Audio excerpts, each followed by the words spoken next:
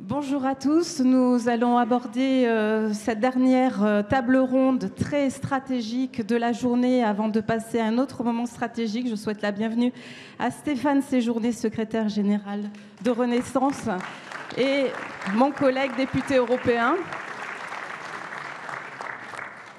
Nous avons une table ronde très stratégique et très géostratégique, et vous voyez, il faudrait beaucoup plus d'1h30, et je sais qu'on a quelques contraintes de temps, mais nous allons traiter ça très bien. Donc, le thème, face à l'instabilité d'un monde multipolaire, quelle réponse de l'Union européenne? Avant de lancer les débats avec, autour de Jean-Yves Le Drian, Monsieur le Ministre, merci. On est habitué à vous voir à Guidel et à être accueilli par vous à Guidel. Merci de participer à cette table ronde autour de Jean-Louis Bourlange, notre président de la Commission des Affaires étrangères. Je me tourne aussi vers Oksana Melnichuk, qui est politologue ukrainienne, et Marie-Pierre Vedrenne, députée européenne, chère Marie-Pierre, qui nous parlera aussi de beaucoup de sujets liés à l'Union européenne. Avant de lancer les débats, nous allons regarder 2 vidéos pour lancer nos réflexions et nos échanges.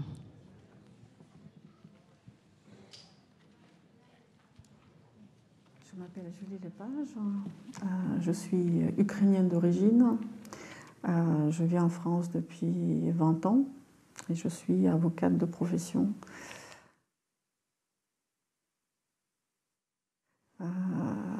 Pour moi, c'était une chose complètement sauvage qui est arrivée et a détruit toute la croyance en bonne entente possible entre la Russie et l'Ukraine, et surtout de remettre en cause la culture que j'avais. J'ai pas dormi pendant 14 jours. On était tout le temps en écoutant qu'est-ce qui se passe, est-ce qu'ils sont encore vivants. Donc c'est vrai que jusqu'au retrait des troupes russes de Kiev, c'était vraiment très très douloureux, très très difficile à supporter pour tout le monde. Donc, le sentiment était la destruction totale de ce qu'on croyait être son monde, enfin mon monde culturel, et que l'Europe a décidé de faire un geste également pour accepter la candidature de l'Ukraine. Pour moi, c'était vraiment tellement puissant comme signal que les Ukrainiens ont cru que oui, ça va être possible de réussir, de combattre tout ça. Parce qu'aujourd'hui, si on ne soutient pas l'Ukraine, c'est l'Europe qui est la suivante pour affronter ce mal. Героям слава і смерть ворогам.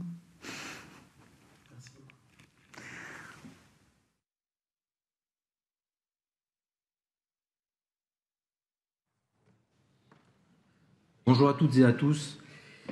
Je voulais d'abord livrer un témoignage. Je suis, depuis le 24 février, un député en zone de guerre. Je me suis rendu plusieurs fois en Ukraine depuis le début de la guerre, à Kiev, puis à Tchernihiv, à 80 km de la frontière, avec la Russie, avec le Bélarus. Ce qui m'a beaucoup marqué dans la population que j'ai rencontrée, dans mes collègues députés, c'est leur résilience et leur lucidité. Évidemment, le peuple ukrainien, cette agression l'a rassemblé autour de sa nation, mais je crois aussi que ce qui est important pour nous, au MoDem, c'est de se rappeler qu'il s'est rassemblé aussi autour de ses institutions démocratiques. Pas uniquement la présidence de Zelensky, mais également les mairies, également le Parlement qui travaille énormément. On touche là quelque chose qui est de l'ordre de la différence entre les deux modèles qui sont en conflit aujourd'hui en Ukraine. Notre modèle de coopération européenne depuis 80 ans, c'est que l'économie est un outil pour faire la paix. L'économie est un outil pour dépasser nos conflits. Dans l'impérialisme, et en particulier dans l'impérialisme de la Fédération de Russie, dirigée par le KGB en fait, eh bien l'économie, c'est une arme de guerre, c'est centralisé aux mains du pouvoir. Eh bien nous devons reconstruire aujourd'hui, parce que c'est une résistance, nous devons aller reconstruire, aider à la reconstruction. Aujourd'hui, si nous commençons cette reconstruction dans notre état d'esprit, nous serons aussi quelque part au front et nous serons aussi à la place où, je pense, notre mouvement doit être. Après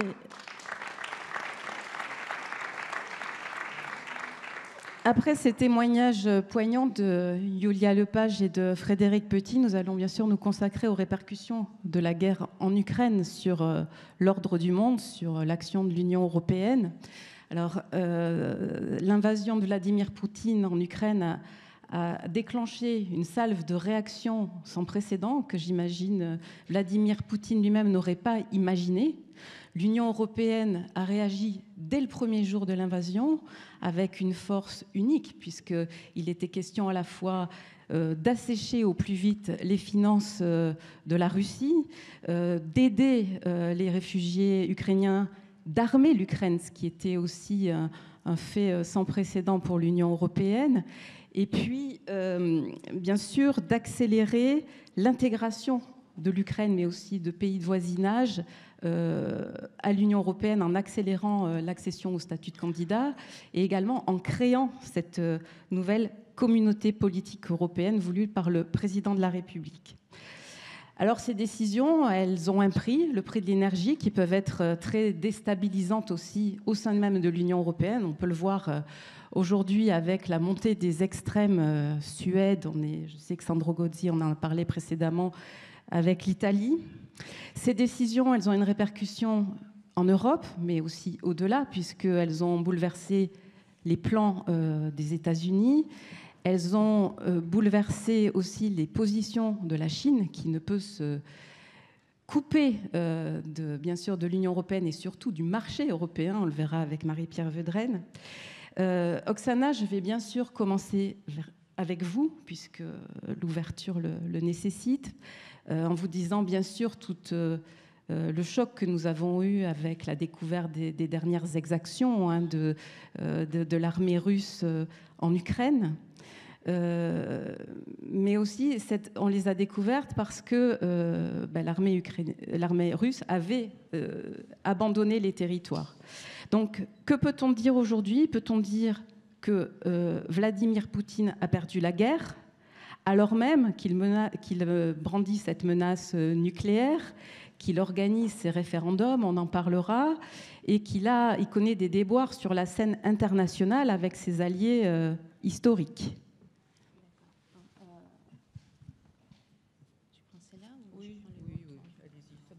Ça marche. Avant de répondre à votre question, je voudrais tout d'abord vous remercier tous de la part des Ukrainiens par aide considérable et par solidarité inouïe que nous avons sentie de votre part. Dès le premier jour de la guerre, au titre bénévole, j'ai travaillé avec la présidence ukrainienne pour assurer la communication avec les pays francophones. Comme beaucoup d'autres, les gens de la profession de communication, on a été tous mobilisés pour aider notre président à assurer sa communication avec le monde entier. Et dans les premiers jours, j'étais en contact avec Jean-Louis Bourlange. On ne se connaissait pas encore à l'époque. J'étais dans la cave avec les enfants. On a parlé parce que Starlink nous assurait la connexion Internet même dans les caves très profondes, même dans les métros très profondes. Et les enfants étaient très énervés. Je dis, j'ai la France à la ligne, n'empêchez pas de parler. Ils ont été comme dans les contes des films à regarder. Et quand j'ai accroché, j'ai dit, c'était le Parlement français, ils sont avec nous, ils vont nous aider. Et eux, ils ont eu, comme à la fin de la conte, que le méchant est battu et que le bien, il a gagné. Et pour moi, c'était ça qu'on a ressenti chaque fois avec cette solidarité de vous. Donc, c'est ça qui nous donne le courage. Et je pense que Poutine l'a perdu tout de suite dès que la solidarité européenne était montée. Mais vous connaissez sans doute tous les détails, comment cette solidarité a développé. Et il faut reconnaître les efforts incroyables de France, qui était en présidence à ce moment-là. On sait, en derrière des coulisses, quelle bataille était dans le Parlement même européen pour obtenir la majorité dans le Parlement. Donc, après la victoire, on va fêter tout ça ensemble. Mais je voudrais, pour répondre maintenant plus en analyse et plus stratégiquement à vos questions, je voudrais attirer votre attention à deux événements majeurs qui, je pense, changeaient le tournant de la guerre considérablement. Le premier événement, c'était le sommet, le fameux sommet à Ouzbékistan, quand Poutine a essayé de réunir ses alliés. Et ça n'a pas marché. Bon, vous connaissez sans doute tous les détails, je ne vais pas revenir dessus. Bon, Poutine, il a pensé d'obtenir l'aide militaire. Il paraît, c'est une information. Vous savez, les Ouzbeks, les Tadjiks, ce sont très grands amis de l'Ukraine. Et on a toujours les insights de leur part.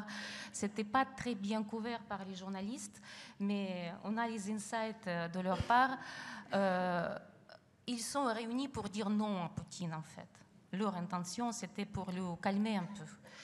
Et tous les discours que vous avez entendus, c'était des discours qui étaient bien préparés. Il y avait une solidarité de leur côté. Il paraît que Poutine, il a eu malaise, mais vraiment une malaise physique, quand il a dit, il a reçu non de la part de Chine.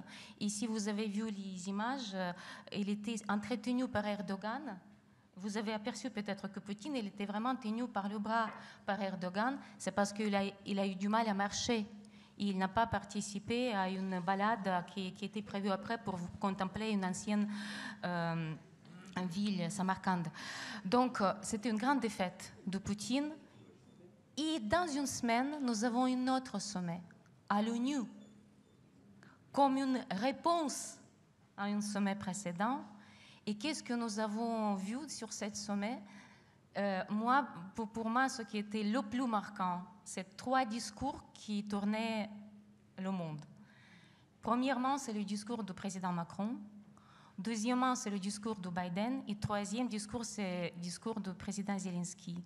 Tous les 3 discours, ce sont les discours politiques bien forts qu'on n'a pas entendus depuis longtemps, n'est-ce pas, monsieur le ministre? Vous me corrigez si je me trompe. Je dois vous reconnaître que le président Macron était brillant. En tant que politologue, j'ai applaudi debout, vraiment, parce que je pouvais signer pour chaque mot. J'ai pris plein de citations que je cite maintenant partout où je peux. Et essentiel, ce que Macron, il nous a donné les nouvelles visions de l'Europe. Il nous posait les tâches, les objectifs que nous devons... Bon, je ne vais pas répéter, vous avez tous suivi tout ça, mais encore une fois, avec le drapeau français, il a regagné le leadership français dans tout ce qui est la défense des valeurs. Et ça, c'est très important parce que dans notre monde de l'économie globale, on a un peu perdu la notion des valeurs. Et je pense que c'était très belle que c'est la France, avec les mots, pour les Ukrainiens, ce sont les mots très chers, liberté, égalité, fraternité. C'est avec ces mots qu'on lutte maintenant. Et que la France, elle a monté à nouveau ce drapeau à l'ONU et il a confirmé sa position de soutien pour la démocratie et la liberté pour laquelle nous luttons avec l'arme dans le main en Ukraine. Le deuxième discours super important, c'est le discours de Biden, qui, pareil, les insights disent qu'il était complètement refait juste après le discours de Poutine. Et on trouve en Ukraine que le discours de Biden, c'était la nouvelle vision de l'économie mondiale, en fait. Parce que si avant on a parlé de la libertanisme dans l'économie libertaire, maintenant Biden, les Américains les plus capitalistes durs possibles, ils ont parlé de l'économie sociale, de partage, de solidarité. C'était en écho avec tout ce que disait Macron, mais quand le président français dit les choses pareilles, c'est attendu. Mais quand le président américain parle de la solidarité avec les autres pays, ça, c'est rassurant plutôt. Donc, et le troisième discours du président Zelensky, qui nous a tous revenus à l'humanisation. Quand on parle de victimes de l'Ukraine, quand on parle de toute cette massacre et toutes ces atrocités qu'on observe presque chaque jour, quand on parle de ce terrorisme, notre président, il voulait faire revenir tout le monde entier à cette nation de valeur de la vie. Il faut réhumaniser l'humanité maintenant. Et dans le cadre de ce retour à humanisation, nous avons un groupe des penseurs, des philosophes politiques, des analystes ukrainiens qui travaille déjà avec les Russes, avec l'opposition russe, pour penser la Russie après la guerre. Donc, on peut dire que Poutine il a gagné la guerre dès les premiers jours, dès que la solidarité a été montée. On peut confirmer que la solidarité, surtout avec le leadership de l'Union européenne, elle est considérable. C'est un centre de gravité dans cette guerre. Et d'ailleurs, vous connaissez sans doute notre général Zaloujny, qui est le chef de l'armée ukrainienne. Je pense qu'après la guerre, quand elle sera plus en communication, on va découvrir un grand génie de stratégie militaire contemporaine. Lui, il parle de cette gravité de la guerre, cette solidarité européenne. Et je voudrais vous assurer que les Ukrainiens, et ça, j'ai rejoint les mots de notre général, de la chef de l'armée ukrainienne, nous ne sommes pas en guerre. On n'est pas dans l'esprit de vengeance, de punition. Non, nous sommes dans l'esprit de la justice. Nous voudrions notre grand espoir, et c'est ça que nous attendons maintenant de la communauté internationale, que la guerre, avant de passer au dialogue, la guerre doit terminer par la justice internationale, par la justice. Et après, on va voir quel corridor de sortie nous pouvons proposer au peuple russe, après avoir passé par la justice internationale, pour faire revenir la Russie dans le monde du droit. Parce que le discours de Poutine qu'il a mené juste pour mobilisation, c'était les discours des années 80 du siècle précédent. C'était les discours de l'époque de la guerre froide. On a l'impression que ce vieux monsieur, il est toujours dans cette époque-là, qu'il n'a pas sorti de l'époque précédente. On a déjà 40 ans après la guerre froide. Donc, il est le temps de penser de Russie moderne, et ça existe. La Russie moderne et contemporaine, ça existe. Et vous avez vu tout cet enlèvement des... Ils sont levés quand même, les Russes. Bien, merci. Donc, nous pensons que maintenant, notre grande tâche, c'est de travailler ensemble pour faire revenir la Russie dans le monde de l'ordre, de démocratie, de la respect des autres. Et comme ça, c'est ça l'avenir de l'Europe, en fait. Merci, Oksana. Je pense que...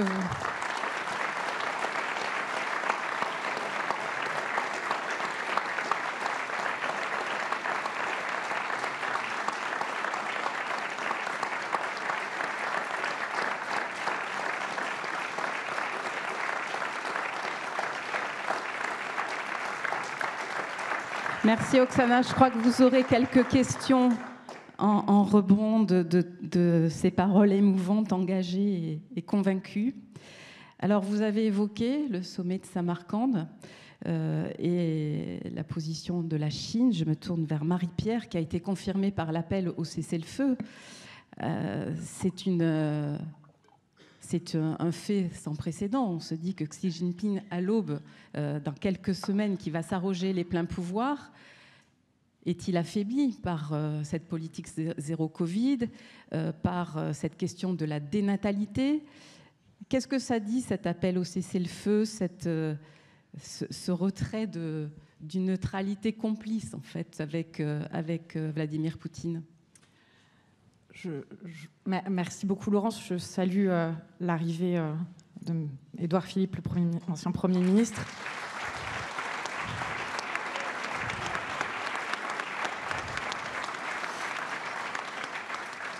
Merci tout d'abord, Roxana, de vos mots. Et je crois que tous les applaudissements de la salle à l'issue de votre intervention témoignent bien de l'unité, en tout cas, vous l'avez dit, du Parlement européen, des Européens, que nous tenons à avoir, bien sûr, en soutien avec vous, parce que vous l'avez rappelé, ce n'est pas qu'une atteinte à votre intégrité territoriale, mais c'est bien au-delà. Et pour nous, nous le rappelons au Parlement européen, spécifiquement notre famille politique, que c'est une atteinte à la liberté et à la démocratie.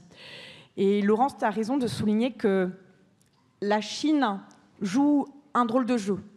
Et que certainement, c'est vrai qu'on peut croire qu'il y a une évolution de la position de Xi Jinping qui est mise en difficulté en interne dans son pays. Tu as évoqué, et François l'évoque souvent, que ce soit la question de la natalité, que ce soit la politique du zéro Covid, mais je crois qu'il ne faut pas pour autant croire qu'il a totalement changé de position et qu'il serait en opposition et à la Russie et en soutien, que ce soit à l'Ukraine, à l'Union européenne et aux Américains. Je crois que c'est beaucoup plus difficile que ça, et du coup je referai un retour en arrière sur pourquoi et qu'est-ce qu'on cherche à apporter à l'Union européenne, et spécifiquement nous, notre délégation, notre groupe politique, vis-à-vis de cette relation avec la Chine.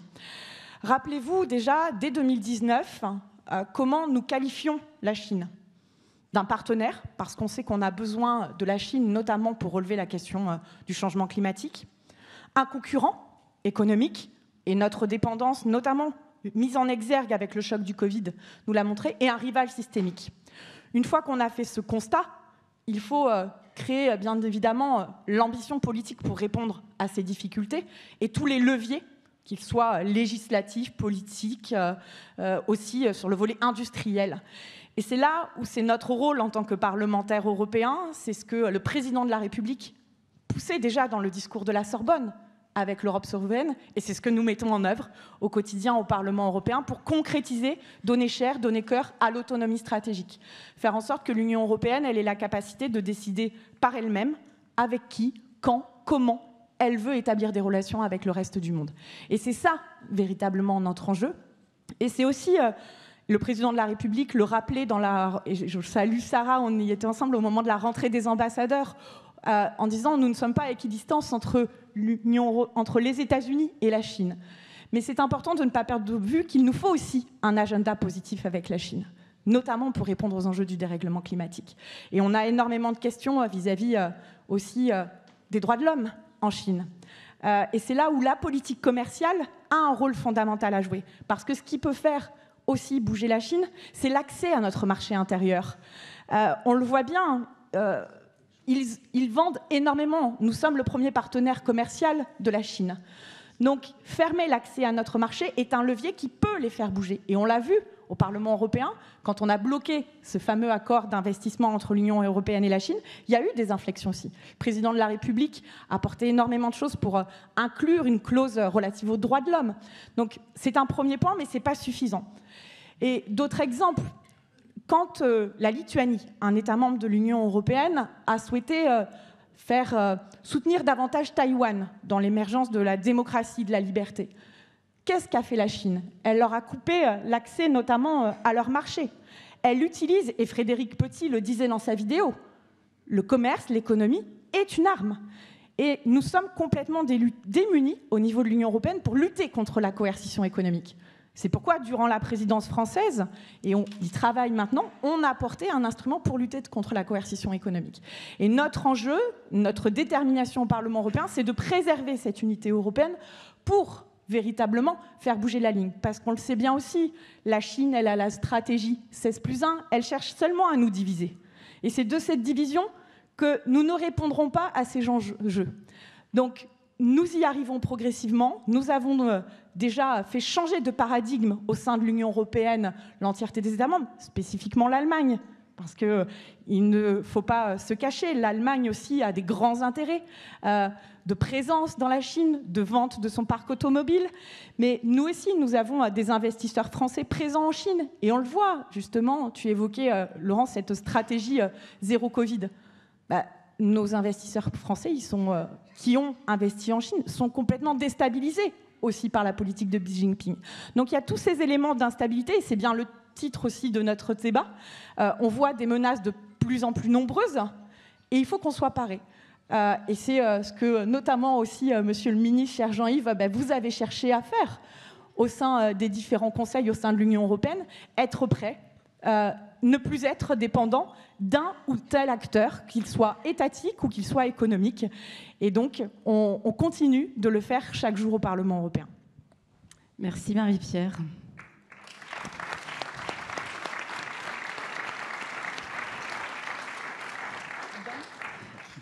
Jean-Louis Bourlange, je continue la revue du monde avec les États-Unis, qui après 20 ans passés aux États-Unis s'étaient retirés de notre continent, de nos problèmes de sécurité, pour se recentrer à la fois sur leurs affaires intérieures dans une société extrêmement fracturée, mais aussi pour se tourner vers l'Indo-Pacifique.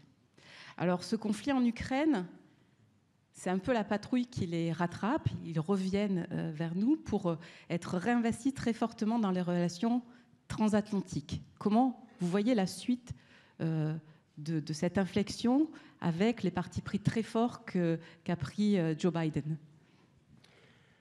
Oui, effectivement, il s'est passé depuis 18 mois, Jean-Yves Le Drian l'a vécu, a agi tout au long de cette période avec énormément de détermination, de talent et d'esprit de responsabilité.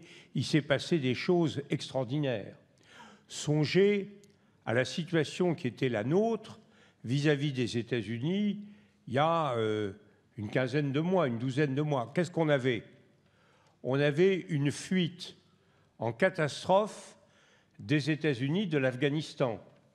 Un effondrement total et mal préparé, mal prévu, un calendrier qui n'avait pas du tout été anticipé correctement par l'administration américaine, en conclusion des accords de Doha passés entre les Afghans, les talibans et l'administration américaine, accord détestable, puisque toutes les concessions qui devaient être faites par les Américains avant l'arrivée au pouvoir des talibans, et les concessions des talibans devaient avoir lieu après. Autant dire qu'elles n'ont jamais eu lieu. Donc on a eu vraiment une déconfiture très profonde, avec un sentiment très grave de déstabilisation. La deuxième chose, plus profonde, mais qui nous concernait directement aussi, c'était le pivot américain vers le Pacifique, qui impliquait un désintérêt relatif, mais réel, à l'égard du théâtre européen.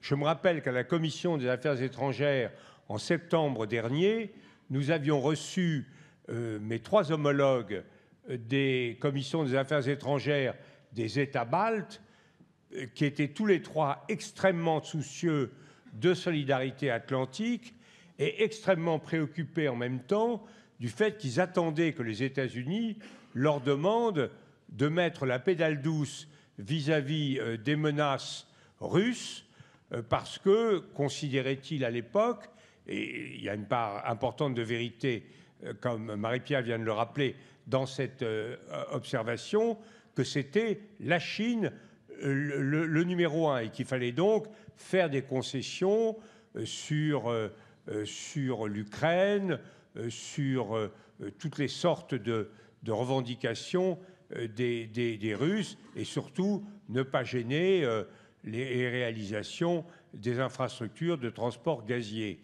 Donc on avait cette réalité-là. Troisièmement, on a eu une crise majeure et une crise de confiance absolue avec l'affaire de l'AUKUS, où véritablement les Américains, les Britanniques et les Australiens se sont conduits d'une façon extrêmement inconvenante à l'égard de leurs alliés français, alors même que nous étions la première puissance européenne, la première puissance militaire de l'Union européenne, que nous avions engagé avec le président Biden des relations qui semblaient prometteuses de normalisation de nos relations.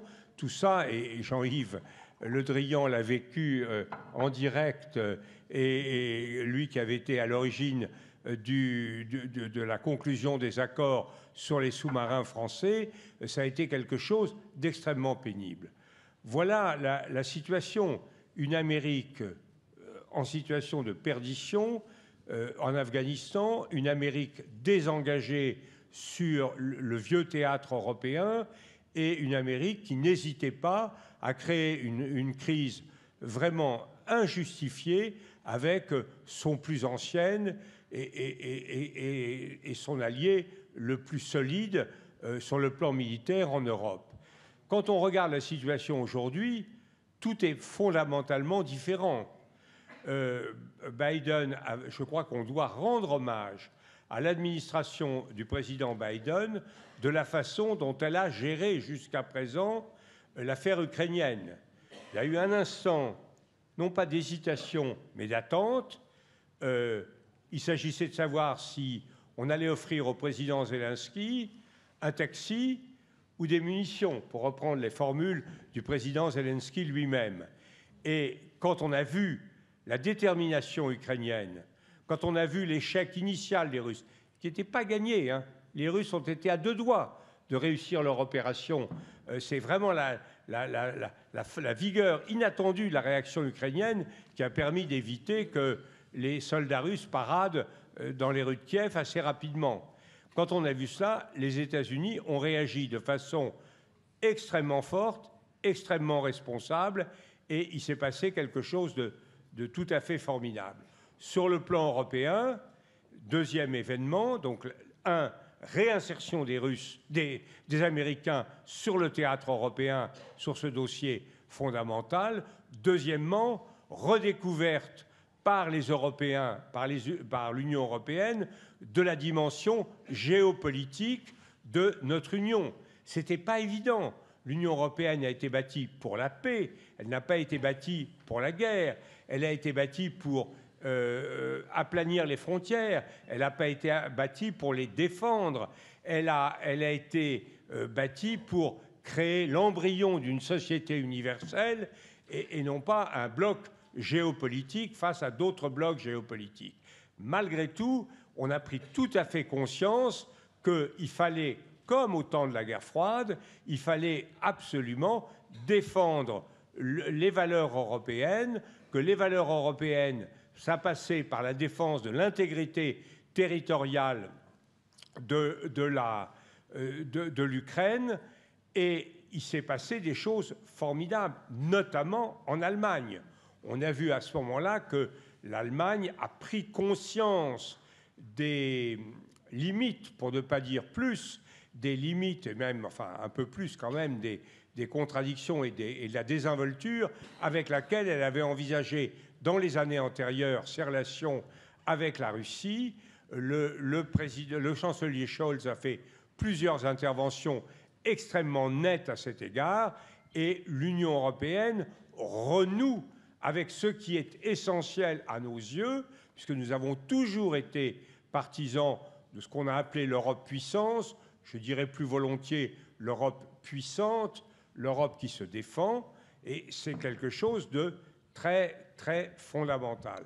Troisièmement, l'ensemble, l'OTAN, qui était en mort cérébrale, on a découvert à ce moment-là que l'OTAN n'était pas en mort cérébrale, mais que l'OTAN était en coma profond.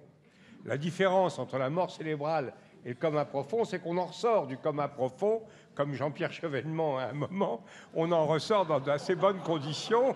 J'ai vu Jean-Pierre Chevènement, j'étais avec lui en Algérie, avec le président de la République, il m'a dit « Ah bah quand même, moi j'ai disparu de la vie pendant pas mal de minutes, et vous voyez, je suis toujours là. » Et effectivement, il était toujours là.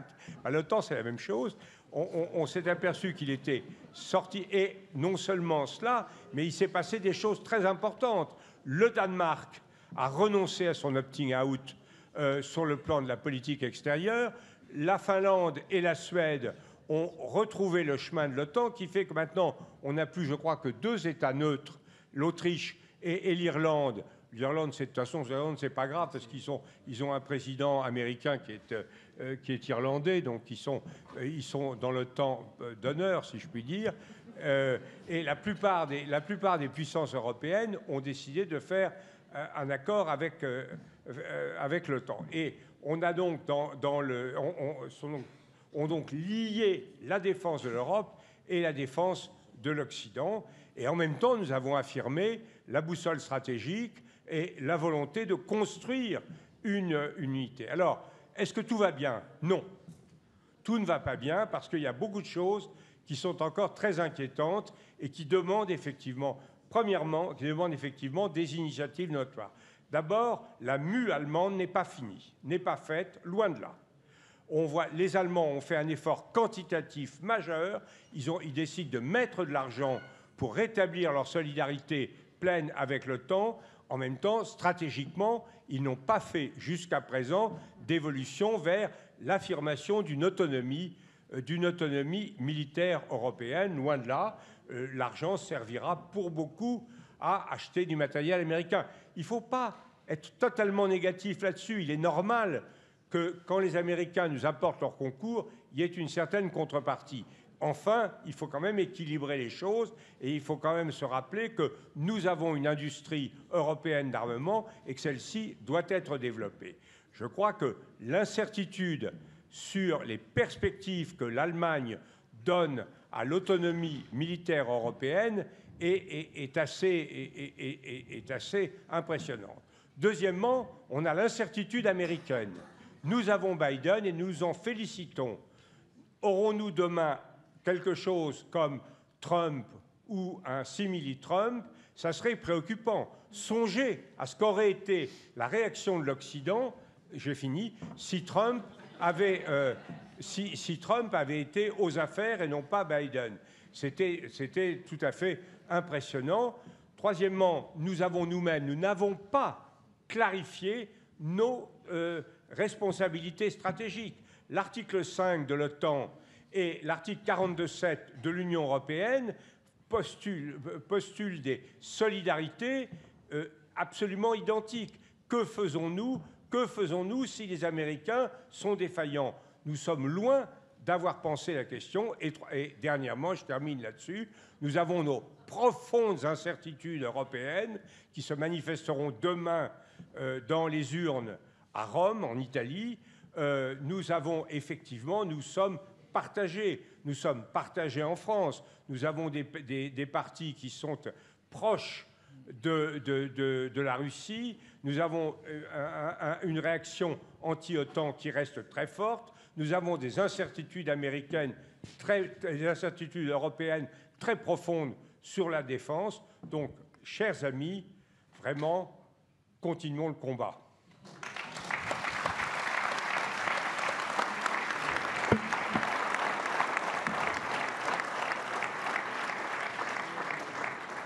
Merci Jean-Louis Bourlanges pour cette analyse et cette discipline. Merci beaucoup. Monsieur le ministre, le 24 février, c'était 2 mois, 24 février, donc date de l'invasion de l'Ukraine, c'était 2 mois après le début de la présidence française de l'Union européenne. Il y avait beaucoup de sujets sur la souveraineté, l'autonomie stratégique de l'Union européenne dans la feuille de route de cette présidence. Pour autant, cette invasion est venue percuter l'agenda politique, comme on l'appelle. Et la France a été vraiment à la manœuvre pour faire avancer toutes les décisions très rapides qui ont été prises pour condamner, pour décider des sanctions, pour engager l'Union européenne dans cette démarche très politique que nous attendions en tant que groupe politique. Et puis pour aboutir à cette fameuse adoption de la boussole stratégique. Alors est-ce qu'on peut revenir sur ces 6 mois particuliers et puis sur votre vision, bien sûr, générale de ce qui se passe aujourd'hui et de ces nouveaux équilibres? Merci. Bonjour à François Bayrou et à Édouard Philippe. Je suis heureux de retrouver. Bonjour à tous et à toutes. Je suis un peu habitué de ces rencontres et comme certains d'entre vous le savent, j'ai été dans une vie très antérieure député de cette circonscription. Bon, ça fait longtemps parce que c'est une circonscription qui a été redécoupée après. Et je ne sais pas si Jean-Michel Jacques est là, je ne l'ai pas vu, mais enfin il m'a succédé indirectement. Et puis, un petit secret familial et personnel, j'étais animateur, quand j'étais très jeune, de ce village de vacances, ici. On dirait... Aujourd'hui, on dirait disque jockey, mais à ce moment-là, on disait animateur. Bon, donc je suis très content d'être là. Si je peux me permettre de rebondir un peu sur ce qu'a dit Jean-Louis Bourlanges, et pour répondre aussi à Roxana tout à l'heure, je crois qu'il y a, sur la crise ukrainienne, 5 sous-estimations du président Poutine qui se cumulent et qui aboutissent à cette impasse. Il faut bien les analyser parce qu'elles se renforcent mutuellement et je crois que ça nous aide pour l'appréciation de la situation. Et Jean-Louis en a évoqué quelques-unes. Il y a une première sous-estimation, c'est la force ukrainienne, la nation ukrainienne. Indirectement, le président Poutine a contribué à solidifier la nation ukrainienne. Moi, je suis allé en Ukraine avant la guerre, plusieurs fois. Ce n'était pas toujours très facile, honnêtement. Hein, et l'unité de la nation, elle n'était pas automatiquement au rendez-vous, les volontés collectives n'étaient pas affirmées.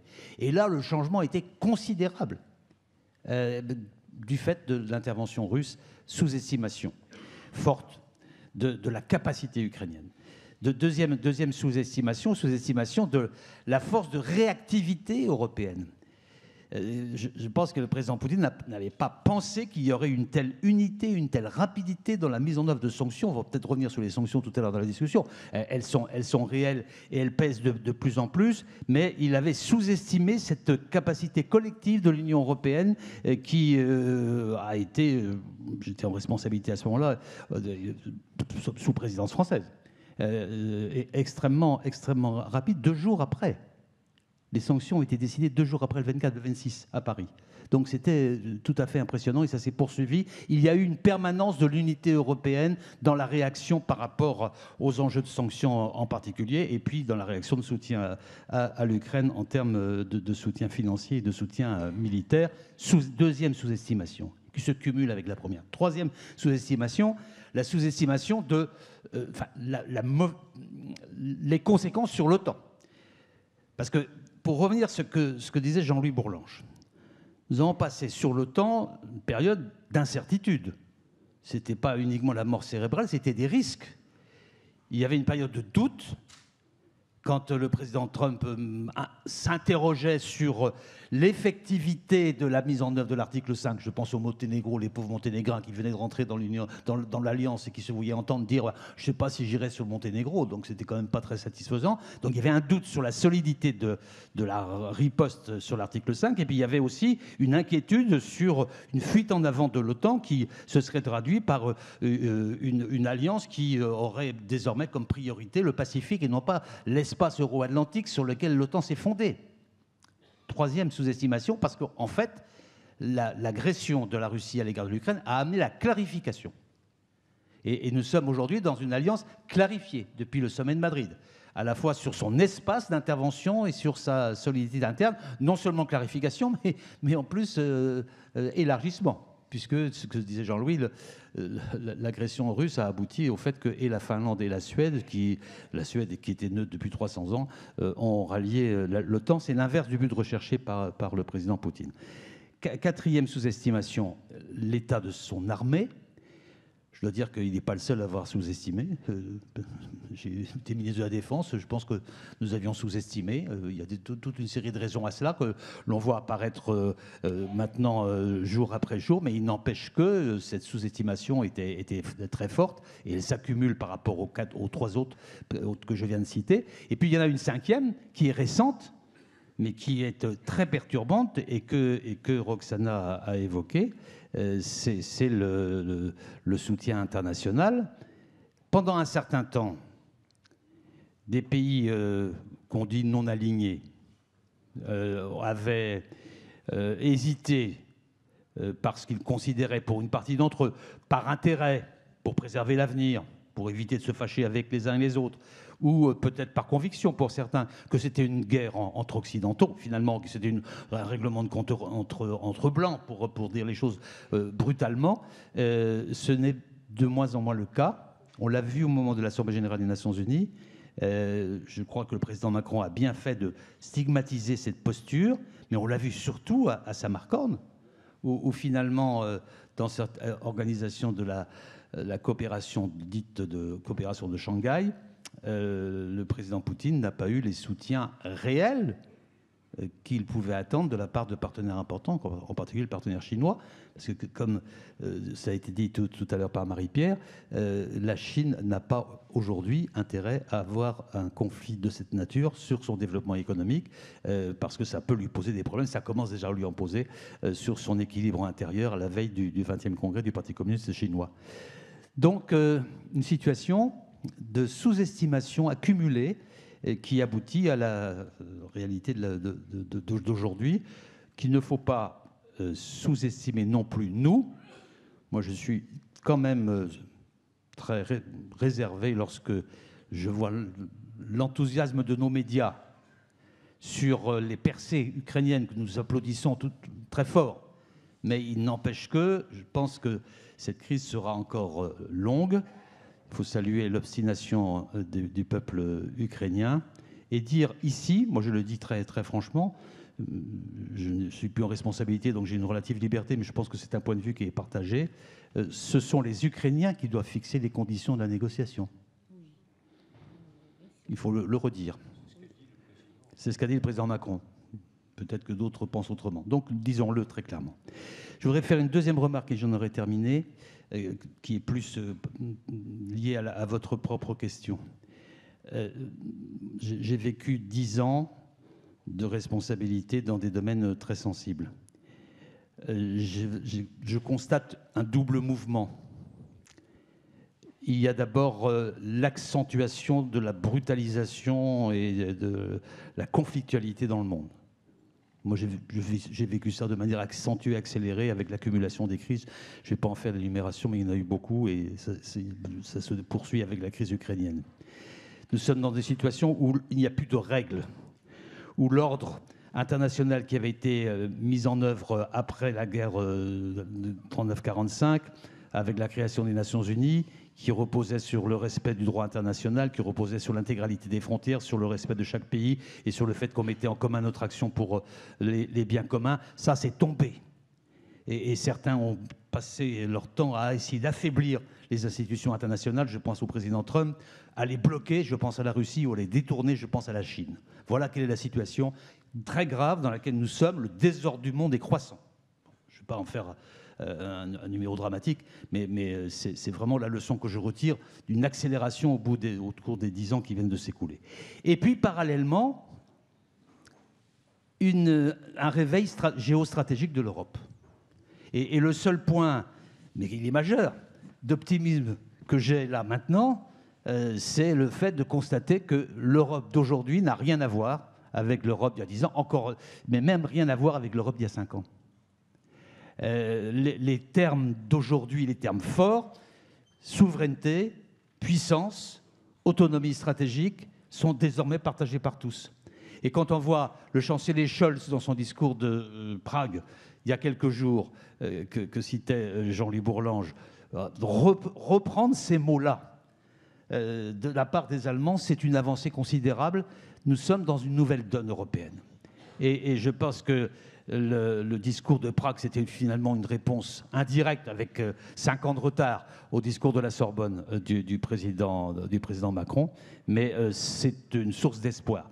L'Europe se rend compte qu'elle a développé jusqu'à présent sa propre stratégie dans une espèce de confort, un peu en dehors du monde, comme quoi les fondamentaux qui étaient à la fois le marché intérieur, source de progrès, source de développement, ce qu'il a été, et les valeurs historiques de notre civilisation et de l'Europe, pouvaient se développer en renforçant la démocratie. Ce n'est plus le cas. Nous sommes passés d'une Europe de la protection à une Europe de la projection. Et là, tous les chemins que vous partagez, que nous partageons ensemble sur l'avenir de l'Europe restent ouverts. Et c'est particulièrement vrai de l'Europe de la défense. Peut-être qu'on aura le temps d'y revenir, mais je le dis là un instant. Je terminerai là-dessus.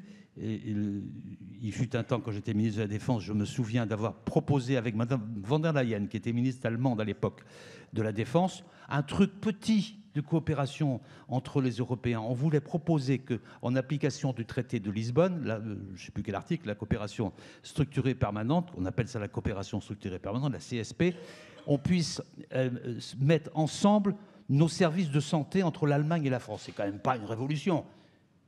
Mais pour que nous puissions le faire, il fallait l'accord des autres. C'était en 2016, nous ne l'avons pas eu. Nous avons été traités à l'époque, Ursula et moi-même, de gens qui voulaient sortir de l'OTAN, substituer la défense européenne à l'OTAN, créer une armée européenne autonome, enfin, toutes sortes de choses.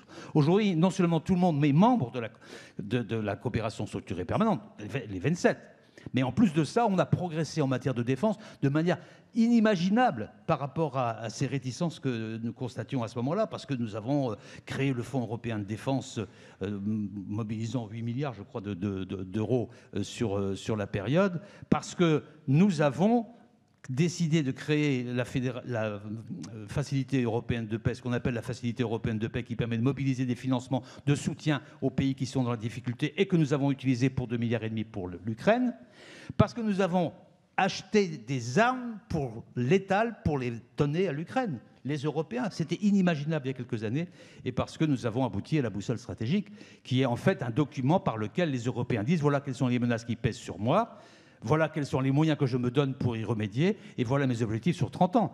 C'était inconcevable. La présidence française y a beaucoup contribué, et je pense que c'est aussi un message d'espoir dans cet univers très, très désordonné, très, très complexe, très conflictuel que nous traversons, et que nous sentons très bien à propos de la crise de l'Ukraine. Voilà, merci.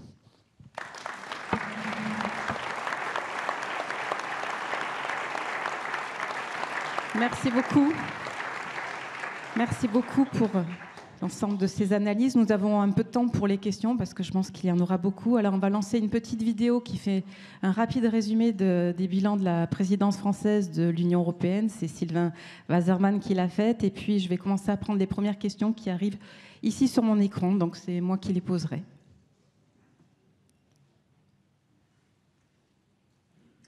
On a souvent tendance à dire que les moments importants sont des moments historiques.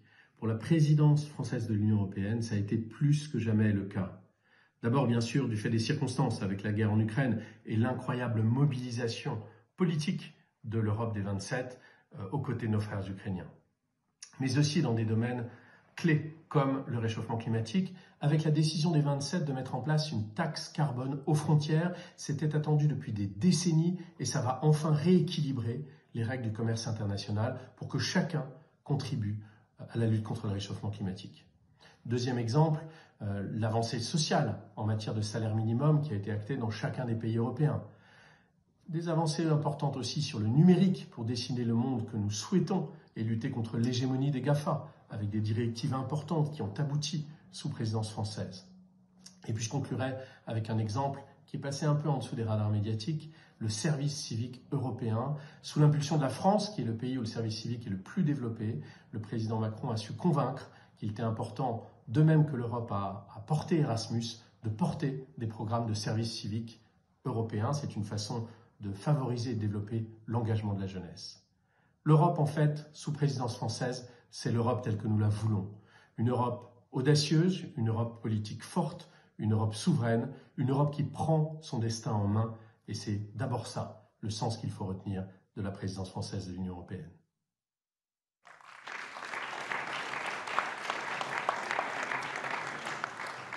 Alors, les questions ont commencé à arriver. Oksana, la première est pour vous, je la lis. Comment voyez-vous l'évolution du président Zelensky entre le moment de son élection et aujourd'hui comme chef de guerre? Vous savez, ça tombe bien parce que je n'étais pas du tout partisan de Zelensky. Comme je suis plutôt dans les études politiques, et quand il y avait toute cette cirque et le cinéma avec les élections de Zelensky, je me dis, c'est fini la politique, je ferme mon think tank, je n'ai rien à analyser, je n'ai rien à faire, c'est plus de la politique, c'est le cinéma, c'est le cirque, il n'y a plus de travail. Et à vrai dire, j'ai critiqué au fur et à mesure toutes les pas qu'il faisait et tout. Bon, j'étais vraiment dans l'opposition. Bon, je n'étais pas partisan Poroshenko non plus. Bon, je suis difficile. Voilà. Mais quand il a prononcé son discours à Munich, si vous vous souvenez, le 18 février, c'est moi qui ai appelé, parce que j'ai plein de copains, comme c'est le monde du cinéma, on connaît tous. C'est une petite bande maintenant, qui connaissent tous, c'est un groupe d'amis. J'ai appelé un copain que je connaissais à la présidence et je disais, écoutez, je pense qu'il a besoin de petite aide dans la communication stratégique parce que là, il a prononcé le discours politique dont il n'est pas conscient. Et il va avoir beaucoup de problèmes maintenant. Il faut le soutenir. Et après, vous vous souvenez, après les... Rappelez-nous ce qu'il a dit dans ce discours. Ah non, mais il a nommé les choses, comme il n'est pas du tout ni diplomate ni le politique, il a cassé toutes les règles, toutes les frameworks, il a commencé à nommer les choses comme ils sont.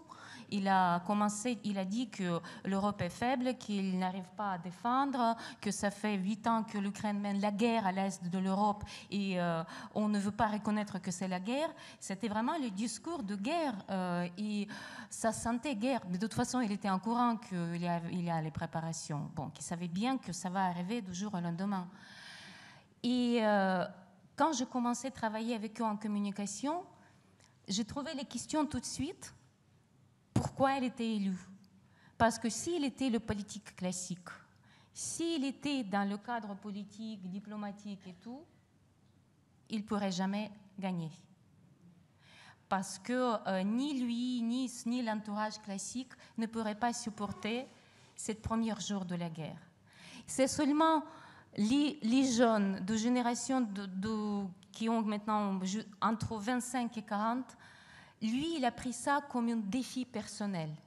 En plus, il a joué un rôle du président déjà dans le film. Mais un défi qu'il a vécu dans ce film, c'était quand il se réveille le matin, il n'y a personne, tout le monde est émigré, l'Ukraine est vide, il est tout seul. Il y a juste un appel téléphonique dans son bureau du président, c'est Angela Merkel qui dit « Qu'est-ce que je peux faire pour vous ?»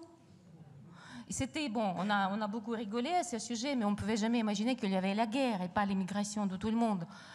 Donc, il a quand même, comme un comédien, il a joué plusieurs rôles, y compris le rôle de Léonide, de 3 Spartaciens. Et je pense qu'il a pris ça comme un acteur prend un rôle.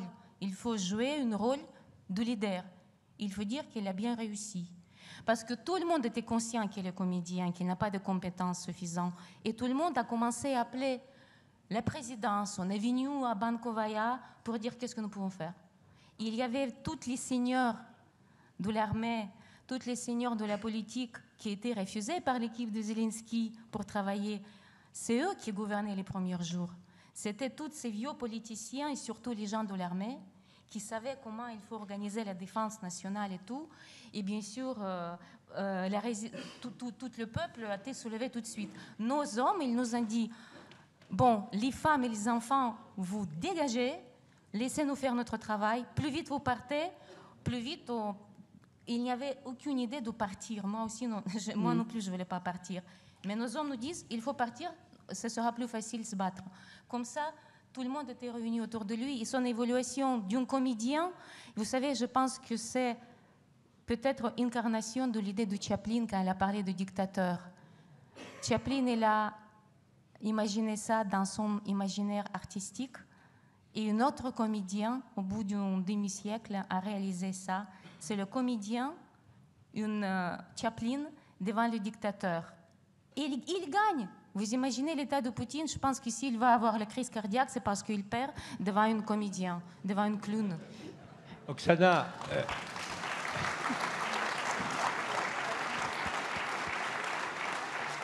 je crois que Zelensky a vraiment illustré le mot très profond d'Oscar Wilde, la vie imite l'art. Voilà, exact. Oui, c'est parfait. Oui. Alors, une question sur l'Italie et les élections de ce dimanche. Jean-Yves Le Drian, je vais la lire. L'élection possible de Giorgia Meloni en Italie peut-elle changer, modifier sensiblement l'engagement de l'Europe dans le conflit ukrainien? Simplement, c'est difficile, surtout en public, de faire un commentaire sur une évolution. Non, on ne peut pas faire le huis clos. Faire un commentaire sur une évolution qu'on ne souhaite pas. Parce que l'élection, pour nous, je pense ici, de Giorgia Meloni n'est pas souhaitable. Et que l'on peut peut-être regretter que les conditions n'aient pas été réunies pour que, ailleurs, tout un front démocrate puisse se mettre en place de manière significative, parce que l'Italie l'aurait mérité. Bon, c'est un autre sujet. Si d'aventure elle est élue, je pense qu'il y aura des divergences importantes entre les équipes de Salvini, de Berlusconi et les siennes. Peut-être que les déclarations de Poutine d'il y a 3 jours vont amener des interrogations de l'électorat. Et peut-être que le résultat ne sera pas celui que jusqu'à présent on imagine. Mais si d'aventure c'était le cas, les prises de position de Mme Meloni sur la question ukrainiennes sont très, très fortes et sont tout à fait en solidarité avec l'Alliance Atlantique et avec les Européens. Mais ce n'est pas le cas des autres. Berlusconi s'étant illustré récemment par des propos très, très complaisants à l'égard du président Poutine. Donc il y aura des difficultés sur l'organisation générale, mais sur elle-même, les propos ont été très clairs et l'affichage de la relation avec les États-Unis de plus en plus affirmé. Merci. Prochaine question, une question un peu provoque pour Jean-Louis Bourlanges. Ne pensez-vous pas que l'Alliance Atlantique a tué la défense européenne ?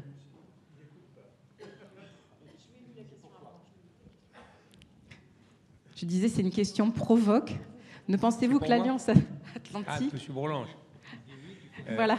Ne pensez-vous pas que l'Alliance Atlantique a tué...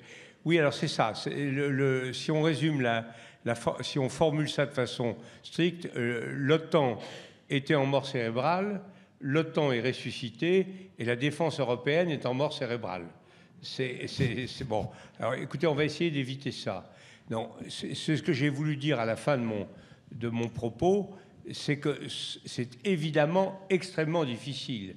Quand vous voyez l'article 5 de l'OTAN et l'article 42.7 du traité de l'Union européenne, c'est exactement le même type de solidarité. Mais on ne peut pas exercer les deux solidarités ensemble. Qu'est-ce qui se serait passé si Trump avait été aux affaires et s'il avait dit oh, bah, l'Ukraine, c'est l'Ukraine, etc., on s'en fiche. Les Européens auraient sans doute fait de grandes démonstrations de solidarité à l'égard des Ukrainiens, auraient accueilli les réfugiés, auraient offert son taxi, le taxi dont il ne voulait pas, au président Zelensky, et on aurait beaucoup gesticulé, mais on aurait eu... Comment ? Oui, on l'aurait mis dans le taxi, oui. On aurait eu beaucoup de mal. Maintenant, il s'agit effectivement de savoir, c'est ça le faux... Enfin, il y a une chose très positive, c'est la complémentarité des actions, la boussole stratégique, l'investissement technologique. C'est ça, on peut faire beaucoup de choses dans le cyber, dans l'équipement, dans la modernisation de nos armées. On peut faire beaucoup de choses et on commence à le faire. On a créé la commission s'est mise pour la première fois depuis des années dans ses responsabilités militaires, mais on atteint très vite la limite. C'est-à-dire, en cas d'agression, est-ce que nous sommes, nous, Européens, solidaires? Quand les Américains sont là, ça va. Si les Américains disent bah non, c'est une affaire à vous, etc., est-ce que nous serons solidaires? Alors ça pose beaucoup de problèmes. Ça pose d'abord un problème politique. Est-ce que nous sommes capables de faire l'effort? Là, je suis d'accord avec ce qu'a dit Jean-Yves Le Drian. On a fait énormément de progrès. Le ralliement du Danemark à la politique extérieure sécurité commune, c'est un signe. Le ralliement de la Finlande, moi j'ai discuté avec le président finlandais ce président finlandais, c'est des gens qui respectent le Parlement. Il est venu à Paris, il a demandé à voir le président de la Commission des Affaires étrangères du Sénat et le président de la Commission des Affaires étrangères de l'Assemblée nationale.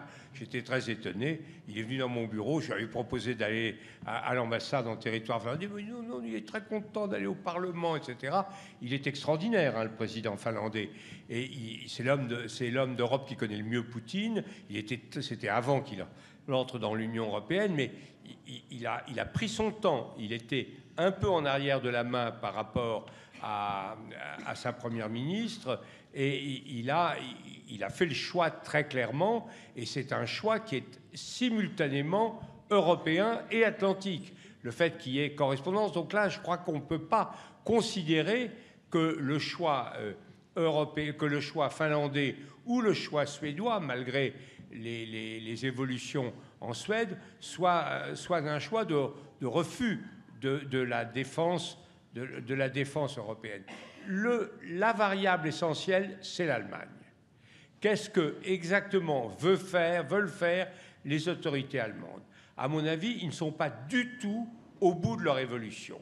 Je crois qu'ils ont fait 3 prises de position extrêmement importantes du chancelier. Son discours, tout à fait au lendemain de l'invasion, son discours au Bundestag, où il a vraiment montré qu'il assumait la responsabilité d'une confrontation avec la Russie. Son article récemment, où il a dit vraiment qu'il voulait quelque chose d'européen. Son discours de Prague, mais le discours de Prague ne fait pas une grande part, c'est le moins qu'on puisse dire, à l'entente franco-allemande. Or, en matière de défense, il faut quand même dire qu'on est certainement beaucoup plus faible que les Allemands sur le plan économique, mais en matière de défense, on a la force nucléaire, on est la première puissance en capacité de projection de l'Union européenne. C'est avec nous que ça se fera. Or, pour l'instant, les Allemands n'ont pas franchi la barre de quelque chose qui soit autonome.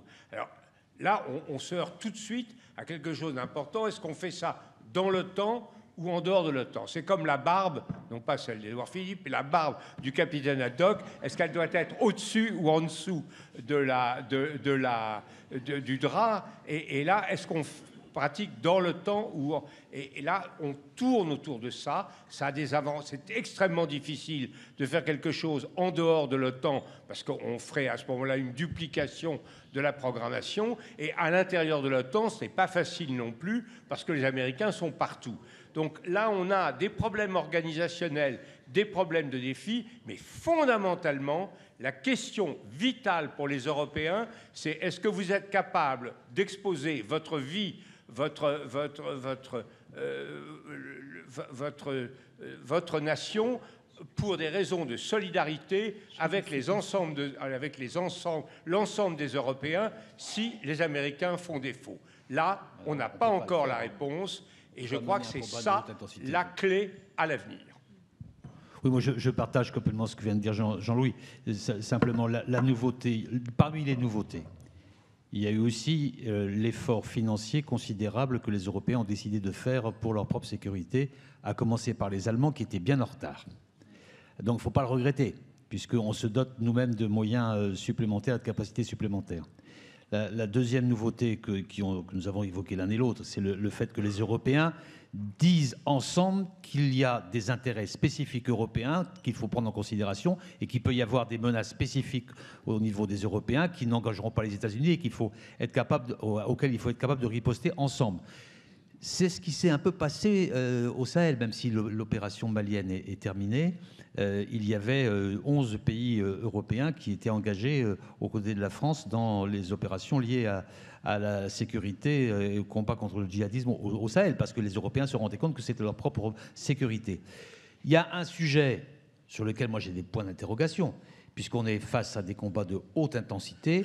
Est-ce que, pour rebondir sur ce que dit Jean-Louis, mais je pense qu'on ne pourra pas y répondre aujourd'hui, est-ce que nous sommes en mesure, serons-nous en mesure un jour de riposter à un combat de haute intensité? Ah, bon, sujet. Oksana, vous vouliez compléter sur cette opposition Europe? Je voudrais vous proposer de regarder un peu autrement sur cette question, parce que quand même, nous, les Ukrainiens, nous considérons que la guerre, c'est la guerre en Europe pour l'Europe, et que maintenant, vous avez devant vous la naissance d'un nouveau sujet politique, géopolitique, et c'est un sujet, c'est l'Ukraine. Et maintenant, c'est l'armée ukrainienne qui tient la route. C'est l'armée ukrainienne qui défend les valeurs européennes aux frontières est de l'Europe. Donc, je pense que facteur de la présence de nouvelles armées comme c'est l'armée ukrainienne, je vous jure que c'est une armée la plus moderne maintenant, la plus performante. Techniquement, l'armée russe dépasse l'armée ukrainienne en 20 fois par quantité d'armes, quantité d'hommes, quantité de tous les effectifs qu'il y a derrière dans le pays, dans la Russie. Et on tient la route.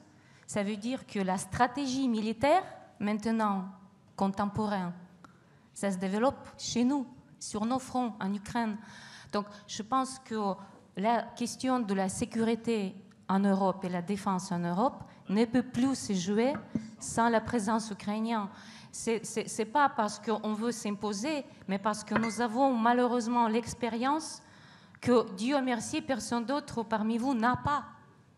Et on voit bien qu'est-ce que c'est la technologie de l'armée contemporaine et la stratégie contemporaine, parce que c'est pas peut-être quelque chose de nouveau pour vous, mais je voudrais répéter que aucun général qui est maintenant à la guerre ne faisait partie à l'armée soviétique. C'est une nouvelle génération des militaires, c'est une jeune génération des militaires. Ils ont tous fait les stages et les études à droite. Non, pas en France, beaucoup. En Grande-Bretagne, notre chef de l'armée, M. Zaloujny, je l'aime beaucoup, c'est pour ça que je parle beaucoup de lui. Non, mais parce que c'est l'héros pour tous les Ukrainiens, comme vous imaginez. C'est le numéro 2 après Zelensky. Lui, il a une épée d'honneur qui était lui offerte par la reine Elisabeth II quand elle a fait son stage à l'Académie royale en Grande-Bretagne.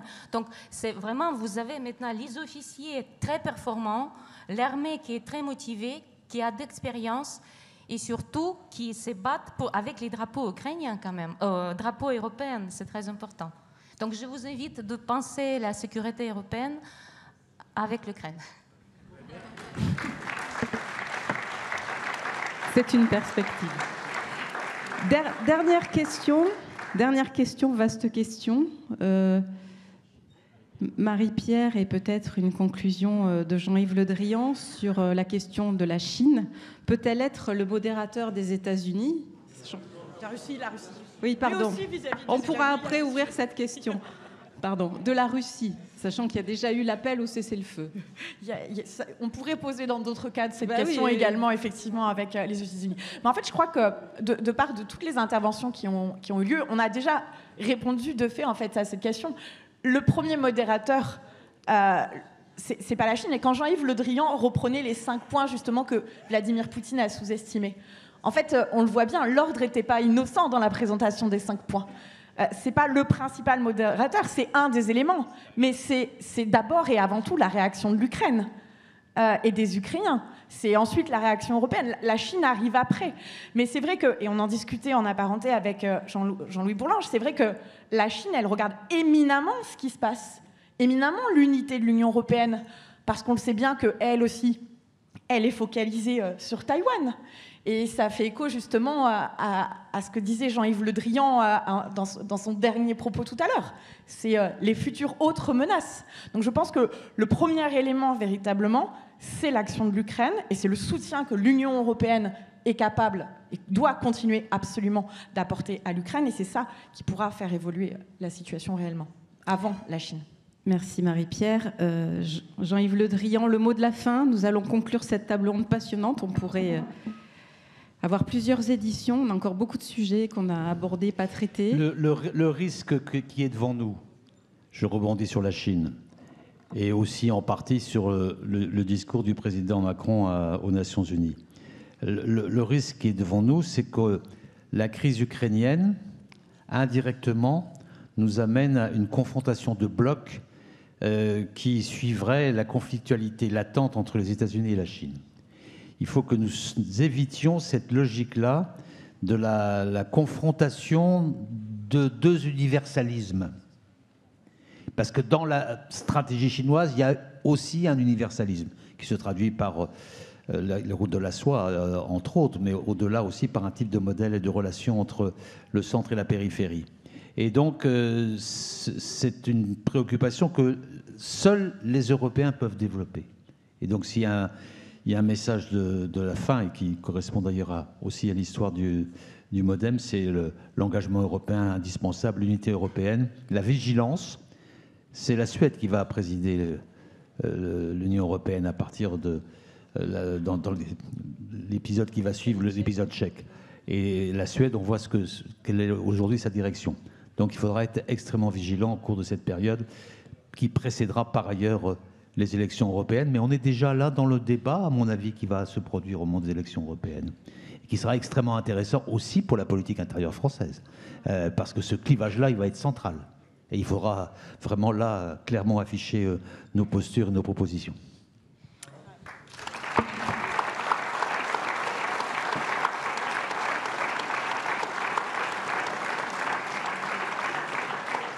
Merci infiniment à tous. Merci à nos intervenants pour cette table ronde passionnante. On a tenu nos engagements. On rend l'antenne en temps et en heure pour les prises de parole de Stéphane Séjourné et Édouard Philippe.